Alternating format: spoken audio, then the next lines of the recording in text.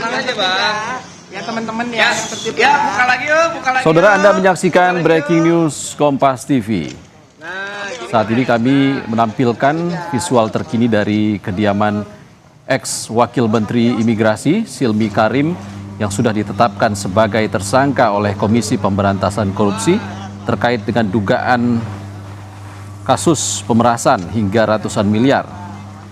Saudara, sebelumnya Komisi Pemberantasan Korupsi membeberkan sejumlah modus yang dipraktikkan para tersangka kasus dugaan pemerasan, pengurusan izin tinggal warga negara asing, yakni pengurusan kitab dan kitas yang melibatkan Wakil Menteri Imigrasi dan Pemasyarakatan Silmi Karim. Sebelumnya KPK menyampaikan melalui juru bicaranya dalam jumpa pers di Jakarta, temuan KPK mengungkapkan Silmi dan 7 tersangka lainnya, ada total 8 tersangka yang ditetapkan KPK, diduga menggunakan puluhan rekening nomine. Ini dilakukan untuk menyamarkan aliran uang yang diduga hasil pemerasan terkait permohonan izin tinggal warga negara asing di Indonesia. Dan saudara, saat ini penyidik KPK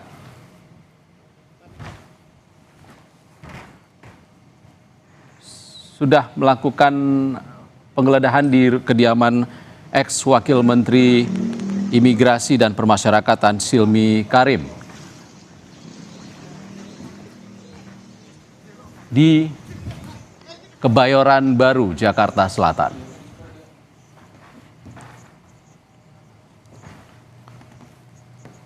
Ada jurnalis Kompas TV Cindy Permadi saat ini di lokasi penggeledahan yang dilakukan oleh KPK. Selamat siang, Cindy.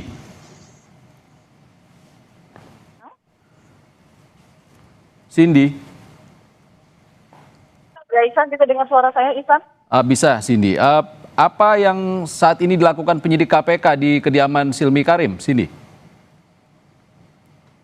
Tampaknya kalau saya tidak salah itu sekitar 5 mobil hitam baru masuk ke area rumah Silmi Karim di area Jalan Dewijaya di Jakarta Selatan. Tadi sebelum kelima mobil itu bisa masuk, memang tampaknya ada beberapa tim penyidik dengan menggunakan rompi bertuliskan KPK, Komisi Pemberantasan Korupsi, yang koordinasi terlebih dahulu dengan petugas pengamanan di rumah dari Silmi Karim. Dan proses koordinasi itu kemudian ternyata dibantu juga oleh Brimob. Di sini juga tidak hanya mobil dari tim penyidik KPK, tapi juga ada mobil sport Brimob yang juga sampai turun. Kalau yang kami bisa lihat di luar, karena kami juga hanya sampai luar saja, dijaga juga oleh Korps Brimob, tampaknya mereka sudah turun dan langsung masuk ke dalam. Di lantai pertama, tampaknya itu adalah garasi. Dan kalau kami juga bisa gambarkan rumah dari Silmi Karim memang mencolok ya untuk di kawasan ini. Karena kalau kita bandingkan saja dengan rumah yang ada di sampingnya, ukuran luas rumahnya juga lebih besar daripada beberapa rumah di sampingnya.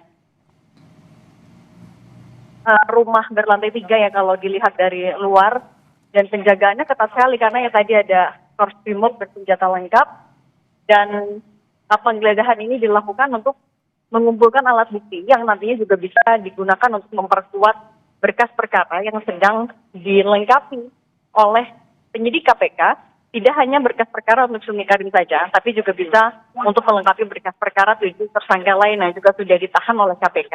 Nantinya berkas ataupun alat bukti yang apapun yang nantinya bisa dikumpulkan dari rumah Silmi Karim di area Jakarta Selatan ini juga bisa dimanfaatkan untuk pengembangan apakah kasus ini bisa dikembangkan ke delik PPPU misalnya, ataukah ada keterlibatan dari pihak lain yang bisa diselidiki dalam prosesnya.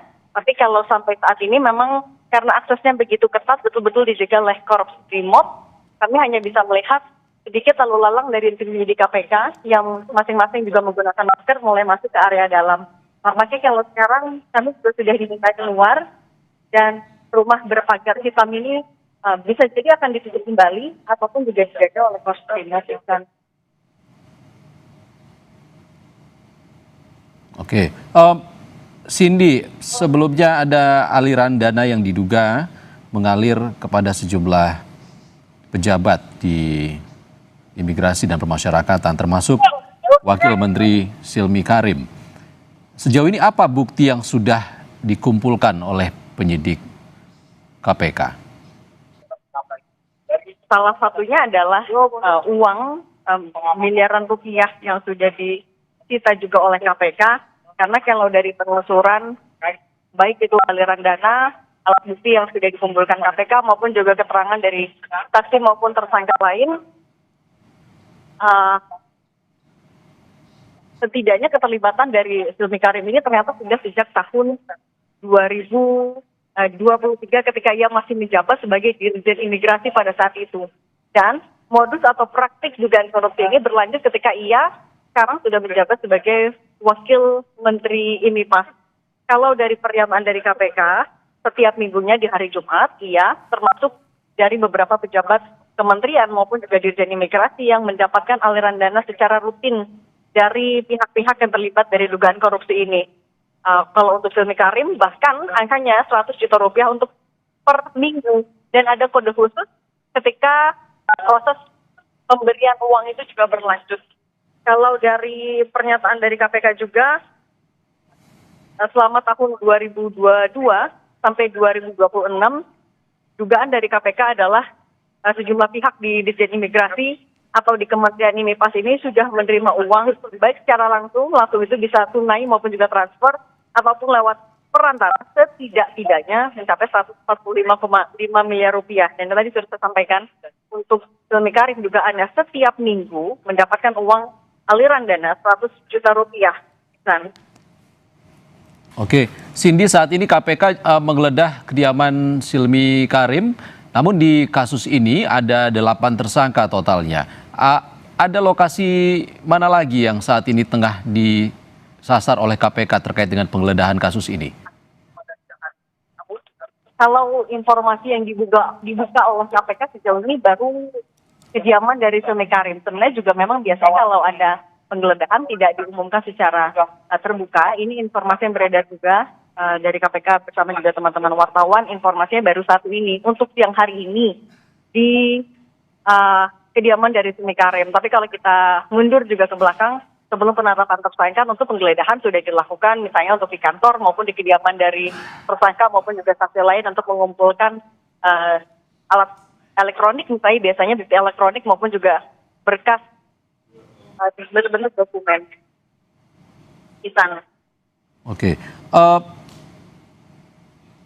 Cindy, kasus ini melibatkan Silmi Karim yang sebelumnya menjabat sebagai Dirjen dan juga modusnya ini melibatkan pejabat di imigrasi dari tingkat atas hingga ke bawah. Seperti apa sebenarnya modus kasus korupsi izin tinggal WNA ini yang saat ini tengah diungkap oleh KPK, Cindy? Ya, kalau dari konversi kemarin yang dirilis oleh KPK, tidak hanya Silmi Karim, tapi beberapa pejabat keimigrasian lainnya mematok adanya biaya ekstra bagi warga negara asing yang mau mengurus izin tinggal. Jadi kalau sebutannya dari KPK ada pembayaran di setiap klik. Nah, modusnya adalah mereka juga mempersulit untuk proses pengurusan izin tinggal.